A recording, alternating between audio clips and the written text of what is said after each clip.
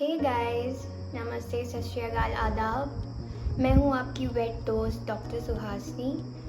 I hope you all are doing good today.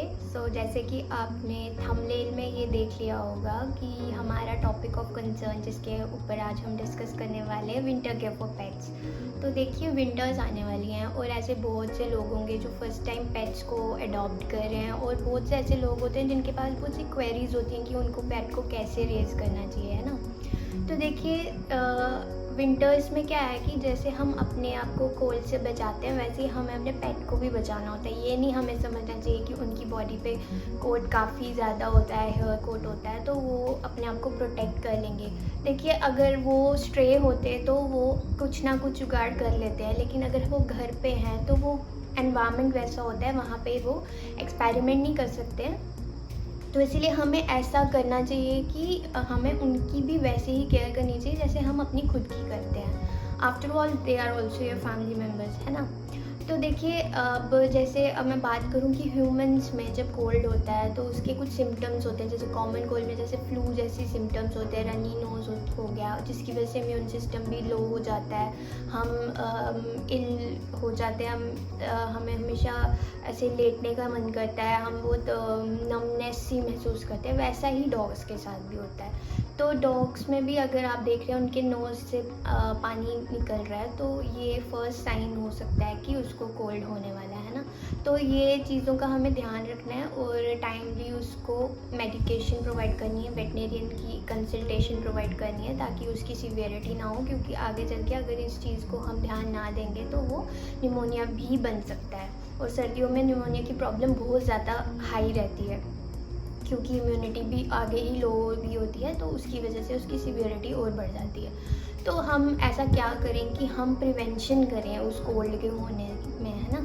तो हम क्या करते हैं, हम उनको कुछ फीड सप्लीमेंट्स दे सकते हैं जिससे उनकी इम्यूनिटी स्ट्रॉन्ग हो सकती है। जैसे सिरप इम्यूनॉल हो गया, वो क्या करता है, वो डॉग्स की इम्यूनिटी को बूस्ट करता है। उसमें कुछ ऐसे चीज़ें होती हैं जो उसकी इम्यूनिटी बूस्ट करेंगी। फिर हम विटामिन सी की टेबलेट्स दे सकते हैं, च्यूएबल टेबलेट्स, जो कि मार्केट में ईजिली अवेलेबल है। और रेक्स वीट ऑयल करके एक चीज़ एक आता है ऑयल, जिसमें विटामिन ई रहता है, उसमें DHA, omega 3, omega 6 fatty acids रहते हैं, जो कि उसकी इम्यूनिटी को बूस्ट करेंगे, क्योंकि जो एंटीऑक्सीडेंट्स होते हैं वो हमारी बॉडी में इम्यूनिटी बूस्ट करने में हेल्प करते हैं। नॉर्मली विटामिन सी जो होता है वो हेल्दी डॉग्स खुद प्रोड्यूस कर सकते हैं, लेकिन जब इम्यूनिटी लो हो जाती है तो हमें इनको अलग से प्रोवाइड करने की ज़रूरत पड़ती है। अब एक और पॉइंट पे मैं बात करूँगी कि जैसे हम सर्दी ज़ुकाम में हम प्रेफर करते हैं कुछ होम रेमेडीज़, है ना। जैसे हनी हम ले सकते हैं, अदरक वगैरह हम काढ़ा पीते हैं। वैसे ही पेट्स जो होते हैं इनको भी हनी पसंद होता है, तो जब 6 मंथ से अबव के पेट्स हों, आप उनको हनी भी प्रोवाइड कर सकते हैं 1 टीस्पून। वो भी उनकी इम्यूनिटी स्ट्रॉन्ग करने में हेल्प करता है। और आजकल तो देखिए एडवांसमेंट हो गई है हर चीज़ में, तो वैसे ही पेट्स की इंडस्ट्री में भी काफ़ी एडवांसमेंट हो गई है। आप उनके लिए वुलन क्लॉथ्स वगैरह भी मार्केट से ख़रीद सकते हैं। सर्दियों में आप उनको वो डलवा दीजिए और प्रेफर कीजिए कि जहाँ पे भी वो सोते हैं रात को वो प्लेस ड्राई हो, गीली ना हो, क्योंकि उससे भी उनको सर्दी ज़ुकाम की प्रॉब्लम हो सकती है। और अगर आप डॉग्स को बाहर अपने घर के सुलाते हैं, कहीं उनका केनल बनाया हुआ है, तो छत होना चाहिए ऊपर। और रात को जहाँ पे भी आप उसको सुलाते हैं, अगर आपके पास प्रॉपर उसकी बेडिंग मटेरियल नहीं है, तो एक सूखी जूट की आप बोरी उसके लिए प्रोवाइड कीजिए, ताकि उस पर जाके वो सो सके।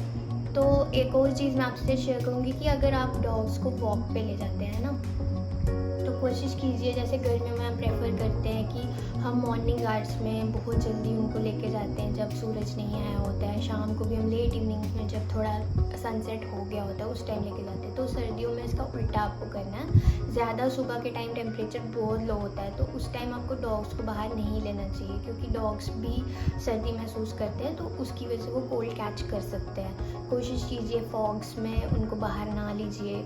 और शाम को भी वैसा ही रहेगा जैसे मॉर्निंग का स्केड्यूल होगा।